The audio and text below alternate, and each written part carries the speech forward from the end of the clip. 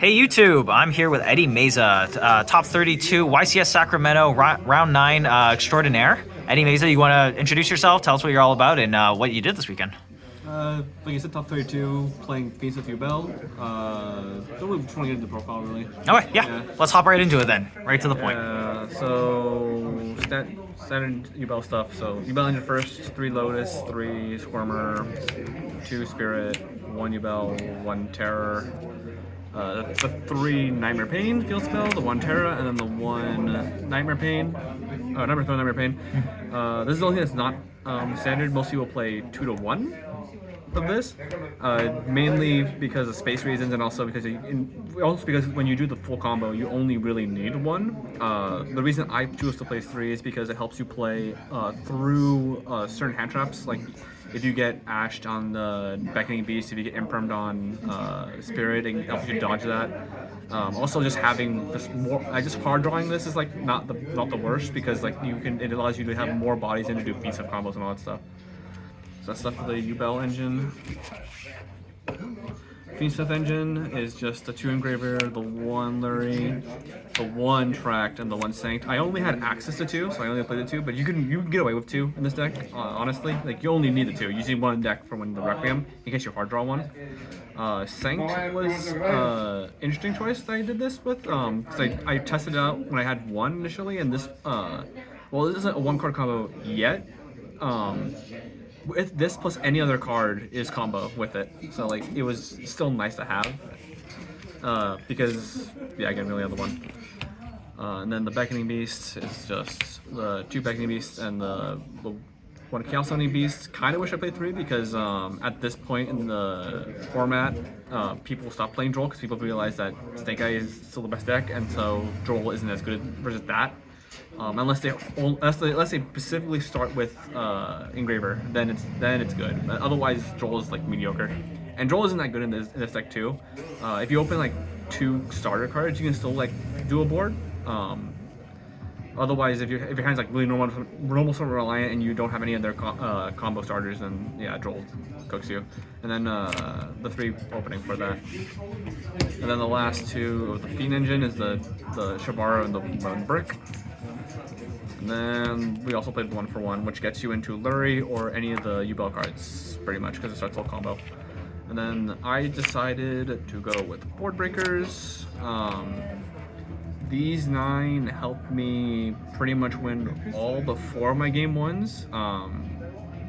Every single game 1 that I lost die roll, if I opened a Board Breaker, I pretty much won the game. These obviously just generic blank the board. They used to take Apollosa, which happened a lot. Taking Apollosa is just, if you take Apollosa and you're able to have like Phantom, they pretty much can't respond to whatever you're doing at any point in the game. So you pretty much can just break the board and set up your own board. And Talons is always just like amazing when you first second. I think every time I resolve Talons, I won the game outright. And what about Droplet out of these board breakers? Droplet was. I know people like playing Droplet over Dark Blue no more. The problem I had with Droplet, and this is the problem when I was talking with the people, is that Droplet's only really good in conjunction with other cards. So like Tempai plays it, but Tempai plays it because they can play a lot of board break. They play a lot of board breakers they want to chain to it, and Yubel unfortunately doesn't have that much cards you want to chain with it. Like you need to do it with another board breaker, or like 1-for-1, for instance, or something other than that gets you value. Otherwise, it doesn't do it doesn't do enough, basically. That makes sense. Yeah. And so I'd rather just go for something like Dark Blue, which is like more high impact. And then the last 6 cards was 3 Ogre, 3 Imperm. Ogre is, well, it's a hand trap. It's more of a board breaker because it really functions really well going into boards, like cracking field spells, Apollosas, Desirays, IPs, and then it also is really good in the Yubel mirror. You want to hit Nightmare Pain, hit opening. If they don't chain block Throne, it also hits the Throne too. And then Imperm's just Imperm. It's just really good to draw. And the main reason I chose these 2 is these 6 is because these are not bad drawing a 6 card. Yeah, just acts as a board breaker instead of just a hand trap. Yeah, that's basically what it is. Because if you only draw one hand trap, you're not breaking the full Snake board. Like, you're just not. They have so much extension now, and thanks to the feed stuff, they just push through a lot. So it's just better to have breakers now, so that way you can just like fully break the board and do a little interruption on your turn as possible. So that way you can make your own board. Because now with the feed stuff, like they took out a lot of their ways to kill you. Like they're not playing. Whatchamacallit, they're not maining Access Code Talker, and they don't play Z-Lances anymore, so they can't really realistically kill you unless they like do something. It's just a recurring game. Anyway, extra deck we're doing. We played the Aerial Eater, the Lacrimosa, the Desiree, and the 2 Phantoms. These are the fusions. We chose Aerial Eater over Beatrice because we're not doing any shenanigans with like Archinaris or any of that stuff. And so the only thing you lose out of when you do Aerial Eater is you lose access to Nightmare Pain if they imperm your spirit and you have no access and you have no way to pop it or dodge it. Then you lose it. Then we play Caesar, Highway King Caesar, Barudris, and then the Lynx, Requiem, Closed Moon, Sequence, Yama, Espilonite, Blue Dog, and then because we're not playing Necro Equip, or we're not playing Muttbreaker, we're playing Anguish, and we're playing Access Code Talker. Nice. Necro Equip, while it makes a lot of your cards 1-card combos, that's only really good if you just like draw 1 card and that's your only card, and then they have no disruption on you. Which like if you're playing a Snake Eyes, they'll have some amount of disruption unless you got really lucky. And usually with the amount of starter cards you have in this deck, you play like close to you play it to the point where you have a 90% chance, as close as possible 90% chance to open like 1 starter card. So like opening 2 is like 75% or around that amount. So like you'll usually have like some amount of extension. And Muttbreaker, while it is a 1-card combo, to get your cards, the same reason that you open, like, it's very unlikely you'll just open 1 card. You'll always open 1 or 2, 2 to 3. So you're able to like just combo anyway through it. You don't need the Muttbreaker, and you don't need the Necro Equip. When you get to when we get the new Fiendsmith cards, you're not gonna need Necro Equip anyway. So like, I just feel it's not necessary. Yeah, we're just skipping ahead. Yeah. And then hand traps. We played Droll. I was told to play this, and I drew it twice, and it didn't matter. I died anyway because they just had enough. They had more than enough to kill it. Would you use it against Tenpai? I did not use it against Tenpai. I used it versus Snake Eye, but my hand was very bad. So like, this wasn't helping. And then the time that I drew this, there was still more time on the clock where they could just kill me through it anyway. Like my game 1 it only went through like 8 minutes, and then either I got flooded out game 2 or I killed in game 2.